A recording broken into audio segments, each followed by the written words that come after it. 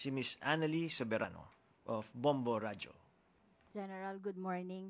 Sir, sinabi niyo kanina kasi, huli hindi patay ang inyong magiging mantra for the operation. Yeah. So, ibig sabihin ba, sir, na hindi magiging madugo ang inyong kampanya ngayon dahil lahat ng kriminal huhulihin niyo po? Lahat ng kriminal ay huhulihin natin.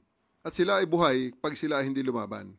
Pero pag na-endanger ang buhay ng pulis at papasok na ang Article 11 of the Revised Penal Code, which is justifying circumstances, abay ibang usapan yan. The police will always defend themselves, kaya may mga baril eh. Pero hindi yan napapasok tayo sa isang sitwasyon sa police intervention with murder in mind. No, definitely not.